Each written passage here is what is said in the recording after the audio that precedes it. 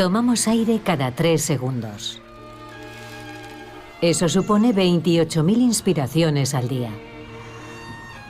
Pero en las grandes ciudades del mundo se está haciendo difícil respirar. 30, 47, 53, cualquiera puede respirar esa nube de contaminación, es un olor metálico. Hay una amenaza invisible incluso cuando parece que el aire está limpio. Un año tuve que ir 18 veces al hospital. La contaminación del aire es un problema mundial y la comunidad científica lo está estudiando. Es como si te lleváramos a Pekín un par de horas. Están descubriendo que la contaminación nos afecta de formas que nunca habríamos imaginado. El cerebro se encoge a consecuencia de la contaminación urbana. Deberíamos saber qué respiramos. Que no lo veamos no significa que no esté. Hay algo en el aire.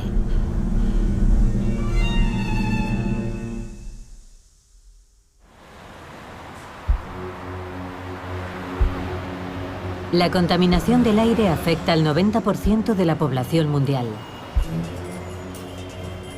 China y la India son dos de los países que más sufren las consecuencias del smog o niebla fotoquímica. Miles de personas viven en ciudades que registran niveles nocivos de contaminación a diario. La contaminación atmosférica forma parte de su vida cotidiana. Nos acabamos de mudar a Nueva Delhi en agosto. La India nos parece muy interesante. La gente viene aquí de todas partes del mundo por muchos motivos. Me sorprendió lo pésima que es la calidad del aire en la India. Algo había oído e hice mis propias averiguaciones. Hablé con varios pediatras porque vivo aquí con mi familia, con 2 niños pequeños.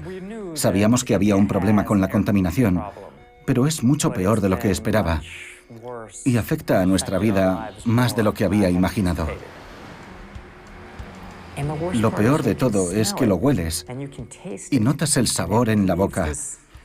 Ese sabor químico que se te queda en la lengua y te pican los ojos. No me lo esperaba. Pensaba que era un problema para la salud a largo plazo, pero notas de inmediato cuando llegan las nubes de aire contaminado. Salimos lo menos posible. Los días de más contaminación nos ponemos mascarillas para salir. Tenemos un filtro de aire en el coche y filtros en casa, donde pasamos la mayor parte del tiempo.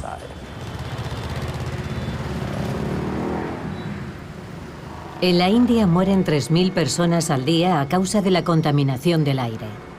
En una escuela secundaria en la que se realizó un estudio, la mitad de los alumnos tenían daños pulmonares permanentes. Los médicos lo comprueban a diario. 650, 62, 612. Aquí la situación va de mal en peor. Cuando empecé a realizar intervenciones de cirugía torácica, veía en su mayoría pulmones rosáceos y solo en el caso de los fumadores veíamos pulmones grisáceos o ennegrecidos. Pero en los últimos 30 años la situación ha empeorado tanto que hoy en día es rarísimo que veamos pulmones rosáceos. Y por desgracia, cada vez vemos pacientes más jóvenes con cáncer de pulmón. El año pasado el efecto de la contaminación media anual en Nueva Delhi equivalía a fumar entre 20 y 25 cigarrillos al día. Nacer en un lugar en el que el aire que respiras es como fumarse una cajetilla diaria, evidentemente, tiene consecuencias alarmantes. Antes de ayer hablé con un colega del servicio de oncología de un hospital de Bombay y me dijo que su paciente más joven tiene 18 años, un chico no fumador con cáncer de pulmón. En la India no hay ni un solo no fumador. Todos los habitantes del país, desde los recién nacidos a los más ancianos, del más pobre al presidente, al primer ministro, todos inhalamos el mismo aire. Eso sí que nos iguala a todos. Cuando lo investigué como periodista, me reuní con algunas personas cercanas al primer ministro y me dio la impresión de que no era una prioridad para ellos. La gente no está tan indignada como debería con este problema. Se limitan a decir, ¿qué se le va a hacer? Es el precio que pagamos por ser una economía en crecimiento. Es un país extraordinario, lleno de personas encantadoras. Nos han acogido de una forma maravillosa. Yo solo estaré aquí unos años. Lo que más me preocupa es quienes pasan aquí toda su vida respirando este aire contaminado y las consecuencias que tendrá para ellos. Así que intuyo que durante los próximos años vamos a ver cánceres de pulmón en personas de 20 o 30 años, no fumadores, en proporciones cada vez más altas. Es una explosión que está a punto de producirse, sin duda. Hemos creado una crisis sanitaria progresiva. Más del 90% de la población mundial vive en lugares con niveles perjudiciales de contaminación del aire, según la OMS. Así que es una amenaza, un peligro al que casi todos nos enfrentamos. En algunos lugares, en China y en la India, la curva de la contaminación se ha disparado. En China cada vez son más conscientes de los riesgos que entraña la contaminación del aire. Jan Bokillar es una de las muchas personas que tratan de encontrar soluciones a este problema. Hace unos 2 años y medio creé una startup llamada AirVisual, que ahora forma parte de un grupo mayor denominado IQR. Nuestro objetivo es proporcionar información sobre la calidad del aire. Y todo ello partió de un interés egoísta, porque yo quería asegurarme de que mis hijos respiraran aire limpio. En Pekín este año ha sido bastante bueno en comparación con los anteriores. Mucha gente utiliza bicicletas eléctricas, como yo, o motos eléctricas. Todas las centrales de carbón de los alrededores de la ciudad han cerrado, y las fábricas que más contaminaban se han trasladado lejos de Pekín. La calidad del aire ha mejorado gracias a esas medidas que ha tomado el gobierno.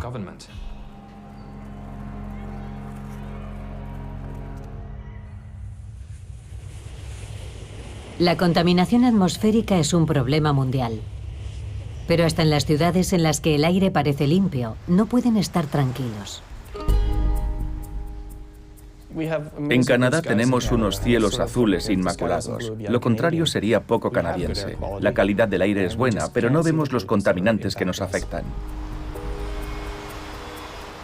Pero lo que no vemos puede matarnos. En Norteamérica muere más gente a causa de la contaminación atmosférica que por accidentes de tráfico. Greg Evans lleva decenas de años estudiando la contaminación del aire. Es una mezcla de sustancias químicas que pueden estar en fase gaseosa o en estado sólido, como partículas en suspensión. Lo más preocupante son las partículas finas presentes en el aire. La mayoría de esas partículas diminutas, casi ingrávidas, son restos de combustibles fósiles que no se han quemado. Son tan pequeñas que no se aprecian, pero hay muchas. Estamos en una sala muy limpia, pero cada vez que respiramos, inhalamos unos 5 millones de partículas. Y ahí fuera serían 20 millones de partículas cada vez que inhalas. ¿Qué respiramos cuando tomamos una bocanada de aire? Respiramos todo lo que haya en el ambiente. A nuestro alrededor flotan gases, pólenes, polvo y subproductos que no se han consumido durante la combustión. Llevamos mucho tiempo utilizando instrumentos como este, uno de los primeros del mundo que se usó para estudiar las partículas individuales. En las ciudades, muchas de esas partículas proceden de los vehículos. No se puede estudiar el tráfico en un laboratorio. Hay que ir donde está la contaminación. Así que Evans y su equipo construyeron un laboratorio móvil que recorre la ciudad. Una de las cosas más sorprendentes es lo variables que son las mediciones en distintos puntos de la ciudad. Las diferencias son mucho mayores en la propia ciudad que entre ciudades distintas. La ciudad es un mosaico de buena y mala calidad del aire. ¿Cómo puede haber tales diferencias? Marian Hapsopoulos se dedica precisamente a averiguar a qué se debe. Estudio la contaminación asociada al tráfico. Observo cómo se generan las emisiones de los vehículos al circular por la ciudad. ¿Qué tipo de microentornos urbanos atrapan los contaminantes del aire y cuáles son los puntos críticos? Mi medio de transporte Es ecológico. Suelo caminar, que es una de las mejores maneras de moverse por la ciudad. En Toronto no cojo el coche. No tendría sentido. No encaja con mis principios. Ha surgido una nueva herramienta para detectar focos urbanos críticos: los medidores portátiles. Los avances tecnológicos nos han permitido contar con instrumentos muy pequeños como estos dispositivos portátiles. Una revolución en la medición de la contaminación atmosférica. Ya se puede medir la calidad del aire en lugares a los que ni un laboratorio móvil puede acceder. Todos los años organizo una campaña a gran escala con alumnos y auxiliares de investigación. Llevan monitores de exposición y recorren la ciudad recogiendo datos sobre la contaminación del aire. La idea es averiguar los factores que determinan que haya concentraciones más altas. Gracias a los avances en la tecnología de medición de la contaminación, podemos medir partículas mucho más pequeñas, las llamadas ultrafinas, que son minúsculas. Laura y Yancy forman parte del escuadrón de Mariam. Van registrando las partículas ultrafinas en distintos puntos de la ciudad. Como son tan sumamente pequeñas, no pesan nada. Así que el peso no nos sirve. No nos da una idea de cuántas hay. Por eso tenemos que contarlas. Primero hacen mediciones en el campus de la Universidad de Toronto. En esta zona verde, los resultados son bastante buenos. Hay entre 13 y 14.000 partículas por centímetro cúbico. Es muy poco. Es una zona abierta, sin tráfico. Su siguiente parada es un paso inferior junto a una autopista. 2 veces más que en Kings Circle. Al pasar junto a una zona en obras, el polvo y las emisiones de los camiones diésel disparan las lecturas. Aquí hay 6 veces más de lo normal. Eso es 5 veces más que en el campus. Ahora se acercan a un paso subterráneo con una acera para peatones. Los resultados son muy reveladores. Esto es 5 veces más que en el campus y 3 o 4 veces más que junto a la autopista. Al lado hay un pasaje cubierto para peatones y los niveles de contaminación son mucho más bajos. Fuera había casi 100.000 partículas y aquí hay muchísimas menos. Algunos peatones eligen la ruta más limpia, pero a otros les resulta más cómodo ir por la acera. Cerca de un edificio alto, Laura y Yancy encuentran la zona más crítica de todas. El aire parece limpio, pero no lo está. Ahora mismo es como unas 20 o 30 veces más alto. Es lo que llamamos cañones urbanos. Según el lado de la calle por el que vamos, podemos inhalar diferentes niveles de contaminación. Podemos estar en una calle estrecha con mucho menos tráfico que la autopista, pero con el doble de contaminación, solo porque ese entorno urbano tiene más tendencia a atrapar y a acumular la contaminación a la altura de la calle. Es sorprendente registrar tales concentraciones en Toronto. Aquí también la población puede estar expuesta en determinados sitios a concentraciones similares a las de China.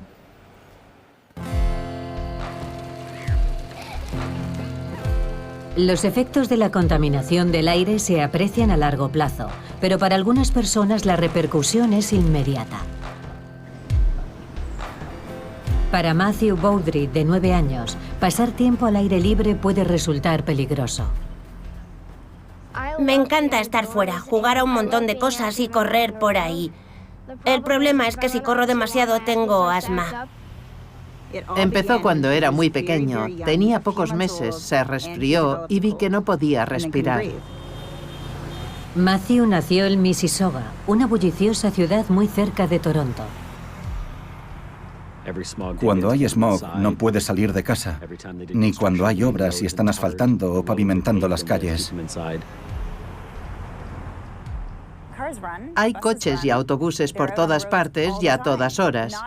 Así que no es fácil salir y disfrutar al aire libre, que es justo lo que Matthew quiere hacer. En su primer año de colegio perdió 67 días de clase. El asma que sufre Matthew es relativamente frecuente. Yo solo. Con cuidado. El asma es una de las principales causas de hospitalización infantil. Un año tuve que ir 18 veces al hospital. Matthew no podía respirar. Por su bien, Mike y Tracy decidieron tomar la difícil decisión de trasladarse a una ciudad más pequeña con menos contaminación. Fue una especie de desarraigo. Yo me había criado allí y conocía a los vecinos de toda la vida, pero por encima de todo soy madre. A él le encanta estar fuera, es un niño muy activo. Al mudarnos, le ha cambiado la vida. Aquí puede ser un niño. Soy muy deportista, me encantan todos los deportes. Ha sido la mejor decisión que podíamos tomar para la familia y para él.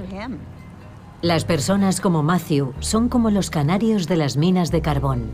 Lo que les afecta a ellos también nos afecta a los demás. Cada vez que respiramos, inhalamos millones de partículas contaminantes. Lo que respiramos afecta a todo nuestro organismo. Al estudiar los efectos de la contaminación del aire en la salud, nos damos cuenta de que todo el organismo está en peligro. Cuando inhalamos esas partículas tan pequeñas, las llamadas partículas ultrafinas, se produce una inflamación en los pulmones. Todos sabemos eso, pero esa inflamación parece extenderse por el cuerpo, afectando a los demás aparatos y sistemas del organismo.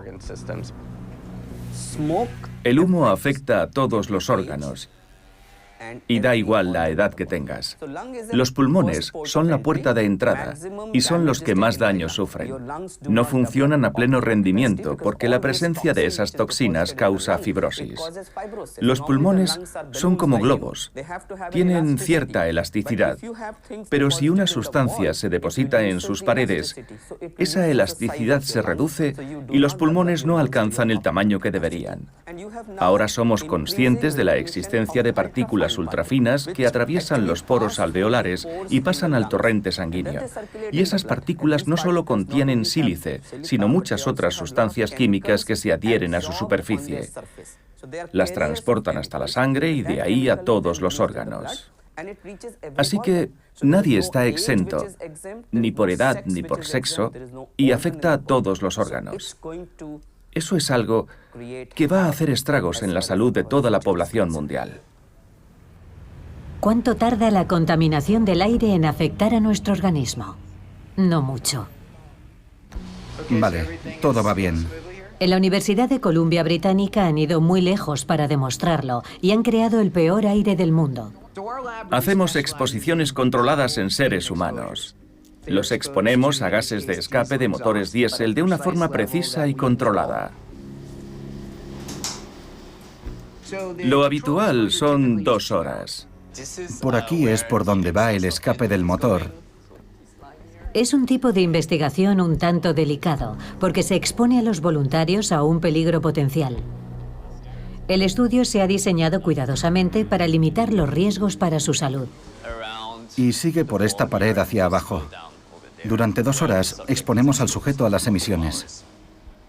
Es como si te lleváramos a Pekín un par de horas y una vez transcurridas, volvieras a tu entorno habitual. Cuando la gente lo piensa así, creo que lo entienden de otra manera y lo ven más razonable, menos amenazador. Creo que es estable. Podemos considerarla una exposición válida y sólida. A los voluntarios se los expuso a aire contaminado y puro en días distintos. Sigue. En el estudio hemos observado si se producían cambios en la sangre y en el cerebro. Incluso las exposiciones más breves al aire contaminado tuvieron un efecto impactante. Produjeron cambios en el ADN de los voluntarios. Nuestro ADN, lejos de ser una molécula estática, cambia en función de las sustancias químicas que entran y salen. Ahora sabemos que los genes se pueden apagar o encender. Son modificaciones denominadas epigenéticas. Esos cambios se produjeron los días que estuvieron expuestos al aire contaminado. Y no solo eso, comprobamos que cuando volvían, tiempo después, esas modificaciones habían desaparecido. Es decir, son cambios temporales o transitorios. Y eso es una buena noticia porque quiere decir que si limitamos las exposiciones, puede que los daños no sean permanentes. También nos plantea una cuestión importante. Si no limitamos la exposición, es decir, si uno vive en un lugar en el que la concentración de contaminantes en el aire es habitual, puede que esas modificaciones epigenéticas sean más duraderas o permanentes. Cuanto más investigamos, más datos recabamos. Pero no solo nos afecta a nosotros. La contaminación es perjudicial para todo lo que respira, incluidos nuestros fieles compañeros, los perros. A finales de la década de 1990, un equipo de veterinarios de Ciudad de México detectó que había perros con síntomas muy poco frecuentes: confusión, desorientación. Algunos no eran capaces de reconocer a su dueño. Parecía que estaban desarrollando una enfermedad propia de los seres humanos: demencia. Cuando analizaron las muestras de tejido encefálico de los perros afectados, encontraron algo muy extraño. Los tejidos del encéfalo y la nariz estaban dañados, y las lesiones se parecían mucho a las de las personas con demencia. Y cuando se realizaron estudios en seres humanos, también de Ciudad de México, comprobaron que tenían las mismas lesiones, incluso en el cerebro de personas de corta edad, hasta en niños. Lo habitual es que la demencia aparezca en personas mayores, no en niños o en perros. Hay una forma de confirmar el diagnóstico de la demencia: medir la cantidad de hierro presente en el encéfalo. El equipo envió muestras a Bárbara Marr, experta en medir el metal presente en el organismo en forma de partículas increíblemente pequeñas. Nuestros encéfalos producen de forma natural unos cristales microscópicos de un óxido de hierro, la magnetita. A medida que envejecemos, vamos acumulando más hierro en el cerebro, pero la presencia de exceso de hierro es un signo característico de demencia. Hace tiempo que se descubrió que el cerebro de las personas con Alzheimer contiene más hierro que el de quienes no padecen la enfermedad. La doctora Marr comparó las muestras de Ciudad de México con otras procedentes de Manchester, Inglaterra. Hicimos mediciones magnetométricas de las muestras de corteza frontal de los cerebros de Manchester y Ciudad de México. Los pacientes de Manchester de más edad tenían mayores concentraciones de partículas magnéticas, pero se sorprendieron al comprobar lo que ocurría con las muestras de personas jóvenes de Ciudad de México. Hasta las muestras de los más jóvenes presentaban concentraciones muy altas. Con estos nuevos indicios relacionados con la demencia, Bárbara solicitó la colaboración de David Alsop, que dirige el Laboratorio de Investigación de la Universidad de Lancaster sobre esta enfermedad. Bárbara me enseñó las pruebas que hicieron con sujetos de Ciudad de México, donde los niveles de contaminación son muy elevados. En ellas observaron cambios relacionados con el Alzheimer en el tejido encefálico de personas jóvenes. El contenido magnético más elevado que medimos fue de una persona de Ciudad de México de 32 años. E incluso un niño de 3 años tenía cantidades significativas de magnetita en el cerebro. Para Bárbara, algunos de los metales presentes en el cerebro podían proceder de la contaminación externa, en lugar de ser generados por el propio organismo. Bárbara Marr decidió examinar las partículas en profundidad. Hicimos cortes finos para analizar con un microscopio electrónico de transmisión de alta resolución las partículas en esas células cerebrales. Había partículas con dos formas distintas. Los cristales de magnetita son regulares y geométricos. Hay otros redondeados que se llaman esférulas o nanoesferas y tienen esa forma porque en su momento fueron gotículas fundidas. Y no deberían estar ahí. Bárbara Marr ha hecho mediciones junto a las carreteras, en concreto, de las partículas ultrafinas que emiten los tubos de escape de los vehículos. Las partículas redondeadas de las muestras de Ciudad de México eran iguales. Esa es una célula cerebral de uno de los casos de Ciudad de México y esa partícula redonda negra es magnetita que procede de la contaminación ambiental. Por cada partícula de magnetita de origen biológico, encontramos unas 100 de procedencia externa. Y mira por dónde encontramos justo esas partículas minúsculas que son casi idénticas a las que están presentes en el aire contaminado. No está probado de forma concluyente, pero parece que proceden de la contaminación atmosférica. ¿Cómo es posible que la contaminación del aire penetre en nuestro cerebro? Cualquiera puede ponerse al lado de la carretera y respirar esa nube de contaminación a la que estamos expuestos. Y es que lo hueles, es un olor metálico. Y la razón de que se huela es que los nervios olfativos están percibiendo algunas de esas partículas. Así que cuando inhalamos, estas partículas son tan pequeñas que discurren por el interior de las neuronas y pueden penetrar en el cerebro, porque por desgracia en la zona en la que el bulbo olfativo entra en contacto con la corteza frontal no hay barrera hematoencefálica. El encéfalo está protegido por la barrera hematoencefálica para que ni siquiera los elementos del torrente circulatorio puedan entrar directamente en él. Pero estas partículas son tan pequeñas que llegan a él a través de las terminaciones nerviosas que hay en la nariz. Aquí es donde el caso de los perros de Ciudad de México cobra sentido. Si las personas tenemos miles de terminaciones nerviosas olfativas, ellos tienen millones. La magnetita está compuesta de hierro, pero en las muestras que analizamos detectamos partículas de otros metales bastante exóticos, como el platino, que no es normal encontrarlo en el cerebro. Y eso sugiere que debe proceder de una fuente externa. Bárbara y David publicaron su artículo en 2016. Cuando se publicó, suscitó mucho interés. De hecho, nos escribían de todas partes del mundo, pidiéndonos que diéramos más información. Porque parece que por primera vez se han encontrado partículas en el cerebro que aparentemente proceden de una fuente ambiental externa. De momento, la relación que pueden tener con enfermedades como el Alzheimer u otras encefalopatías es especulativa, porque resulta muy difícil de probar. Pero sí que hay datos muy interesantes. En Canadá han hecho un estudio que demuestra que tienes más riesgo de sufrir demencia si vives a 50 metros o menos de una carretera con mucho tráfico. Es muy significativo. Aquel estudio se basaba en datos de 6 millones de habitantes de Ontario. Cuanto más cerca vivía alguien de una carretera principal, mayor era el riesgo de padecer demencia. Si vives a 50 metros o menos de una vía con mucho tráfico, ese riesgo aumenta en un 7%. Concluimos en que para que los niveles de contaminación que produce el tráfico de una carretera se vayan reduciendo, hay que alejarse entre 250 y 300 metros. En otras ciudades del mundo, los investigadores están obteniendo resultados similares. Uno de estos estudios se realizó en Los Ángeles.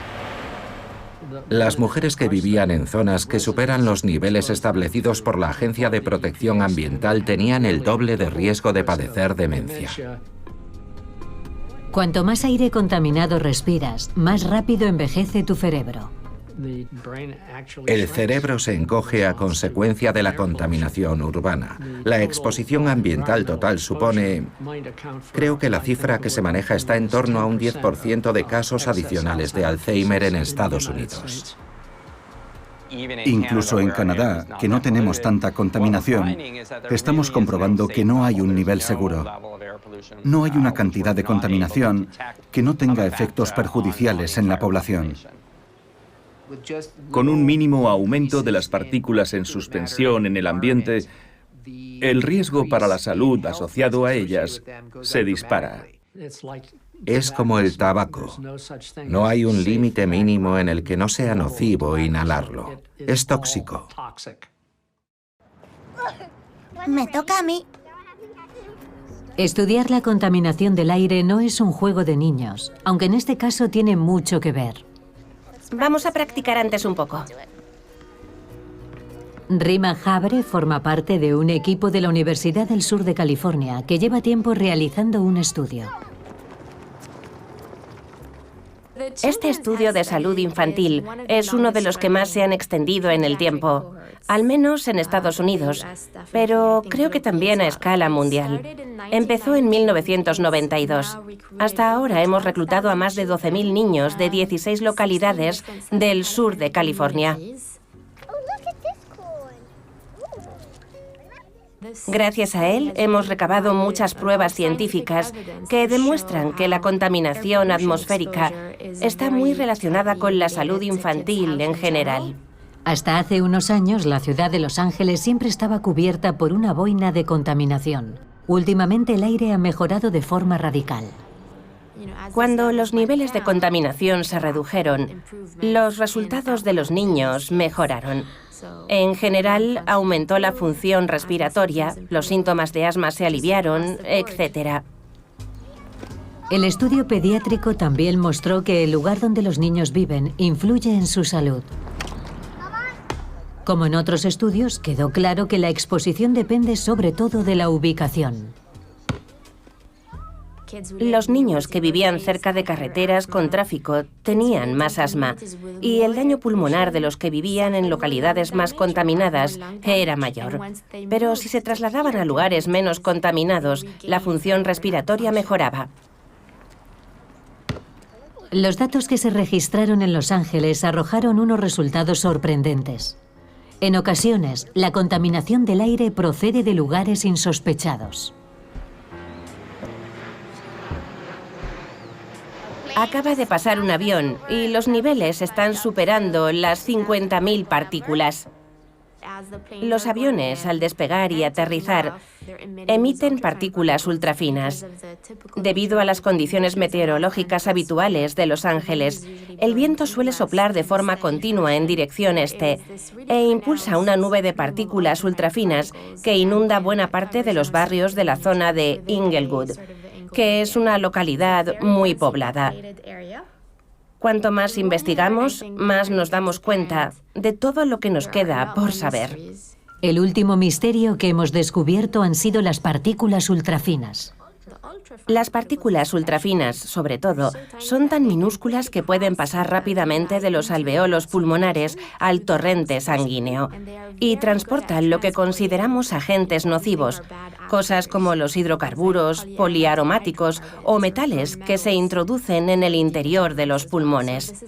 Ese es el campo sobre el que menos sabemos y las investigaciones se están centrando en ello para saber qué es lo que más debe preocuparnos de estas partículas. Si la contaminación atmosférica puede entrar en el torrente sanguíneo, también puede llegar al útero. En una nueva fase del estudio analizan las consecuencias en las etapas más tempranas del embarazo. Como veis, está muy cerca de donde respira. Ahora estamos realizando un seguimiento y una serie de mediciones durante el embarazo, desde que el bebé está en el útero hasta los 5 años de edad.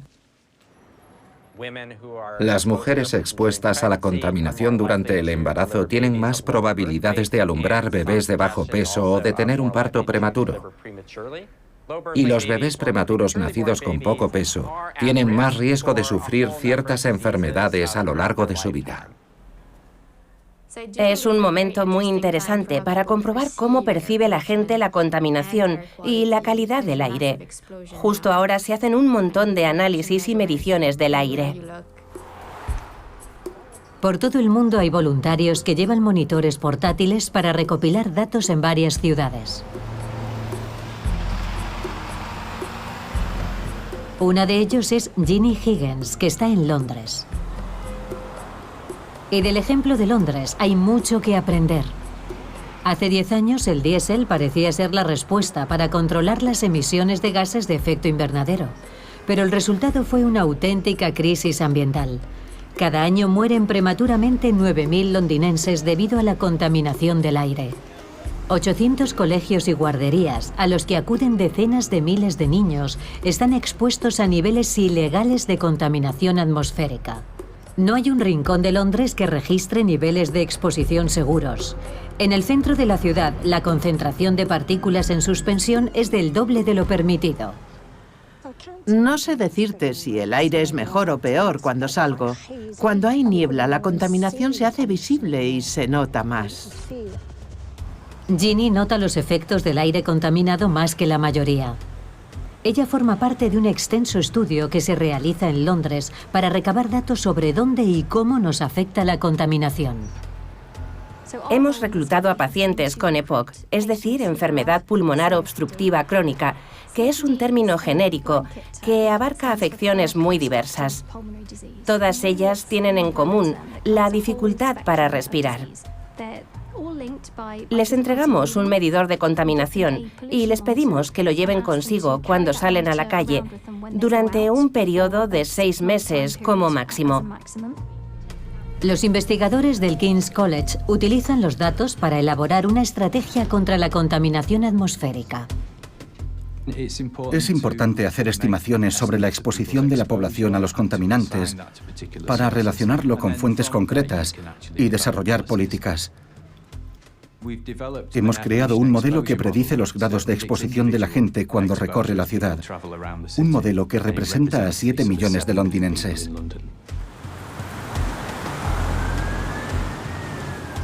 Ginny es uno de esos puntos de medición de datos que ayudan a comprender el problema para buscar soluciones.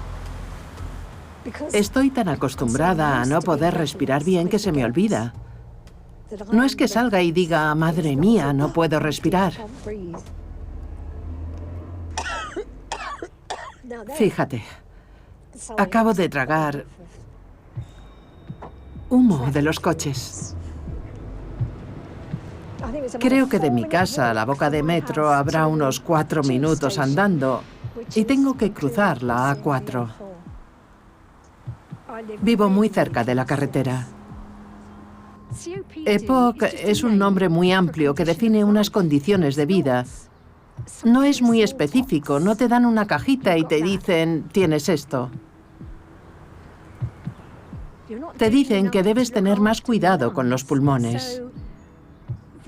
El diagnóstico implica tener que vigilar muchos aspectos distintos de tu vida.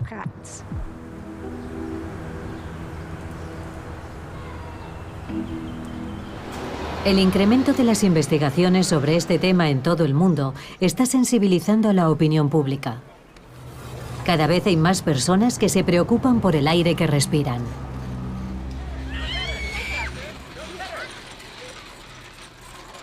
Keith Brooks, que vive en Toronto, es una de ellas. Siempre he sido ecologista, pero además me preocupa a título personal, porque se trata de mí, del sitio en el que vivo y de la salud de mis hijos. Sus pulmones están expuestos a esto a diario, así que es importante conocer los riesgos. Keith lleva un dispositivo de medición de la calidad del aire de la Universidad de Toronto. En bicicleta vas más rápido que en coche y no hay que pagar gasolina ni buscar sitio para aparcar. Aquí vemos el grado de exposición de nuestro ciclista Keith a las partículas ultrafinas. En Dundas los niveles son bastante bajos. Quizás se debe a que es un espacio más abierto, con más ventilación, y a que todavía es un poco pronto y aún no han empezado los atascos. A medida que se acerca al centro, la exposición aumenta. Y cuando por fin llega, ya es hora punta. En ese momento, la contaminación es mucho mayor, porque el tráfico está peor a esa hora. Keith pasa por un parque grande. Cabría esperar que en un parque el aire estuviera más limpio, pero no siempre es el caso. Los parques son geniales y es importante que en las ciudades haya zonas verdes, pero la mayoría están rodeados de calles con tráfico y en ellos las concentraciones no suelen ser muy bajas. Si hasta los parques están contaminados, parece que no hay escapatoria. ¿Podemos hacer algo para protegernos?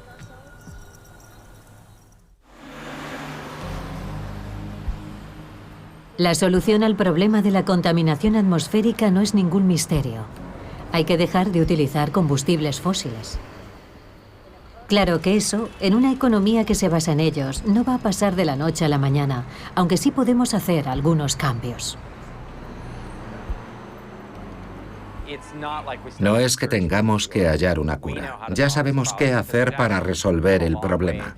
En Norteamérica y Europa hemos avanzado mucho.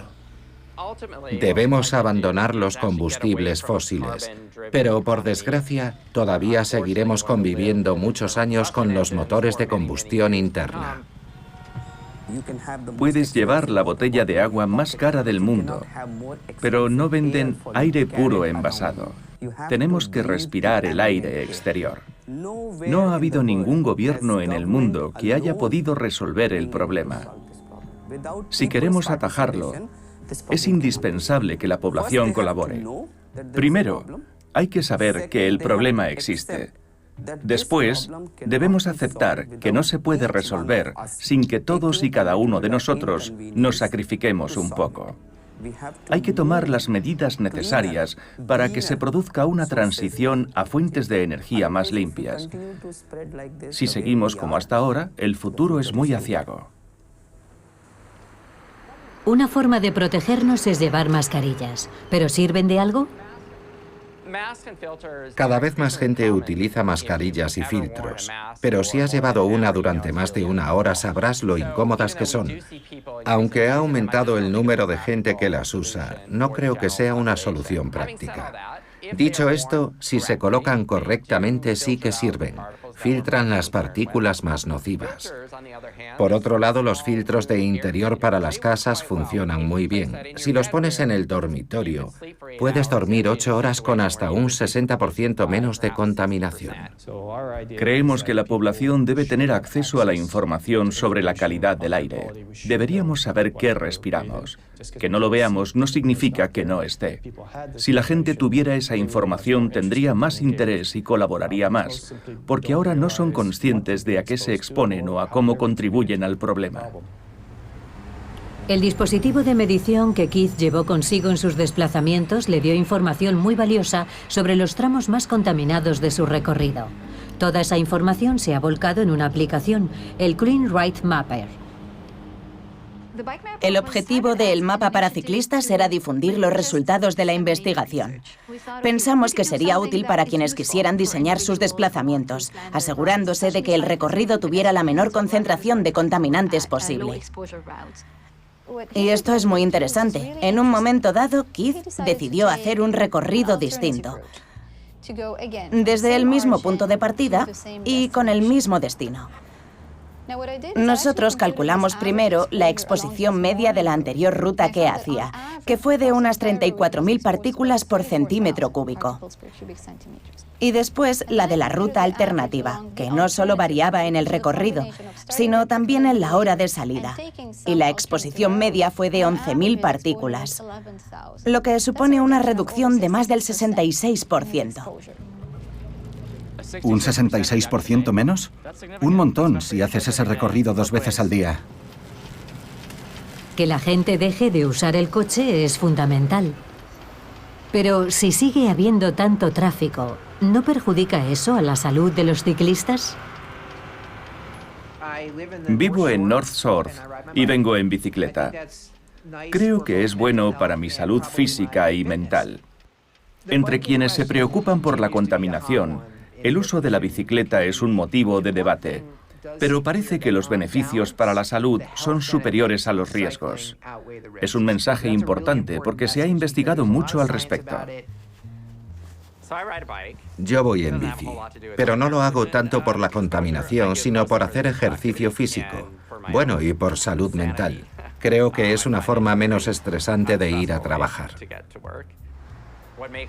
Lo que agrava algo las cosas para los ciclistas es que respiran a un ritmo más rápido, 2 o 3 veces más rápido que quienes van en coche. Pero en conjunto los beneficios de esa actividad física superan con mucho los efectos negativos de la contaminación del aire. A pesar de la contaminación, el ejercicio físico es beneficioso incluso con aire contaminado.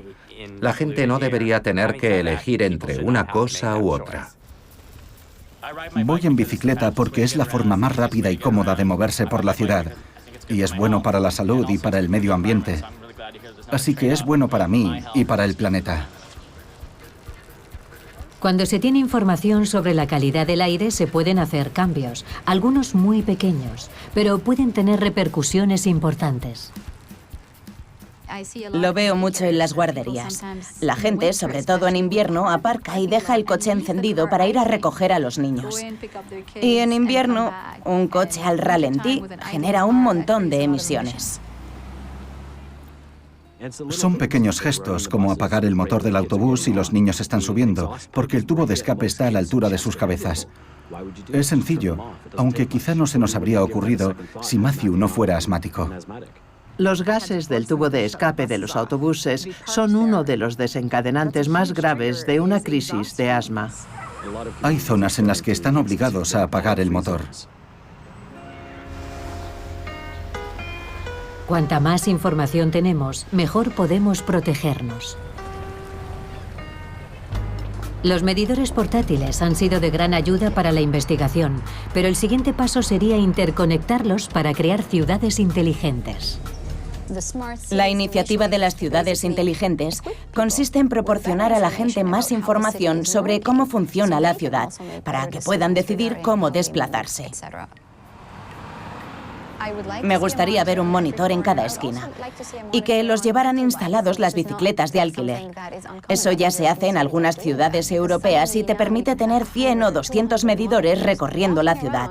Si los instalas en las bicicletas o se los das a los peatones, puedes recabar un montón de datos por toda la ciudad y se recogen en el acto.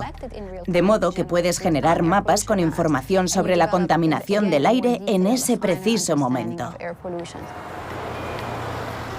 Las ciudades inteligentes nos permitirán evitar la contaminación atmosférica, pero ya hay quien va aprendiendo algunos trucos. Desde que empecé a estudiarlo ya he cambiado algunos hábitos. Procuro ir siempre por el lado en el que los coches bajan, porque sé que hay menos contaminación.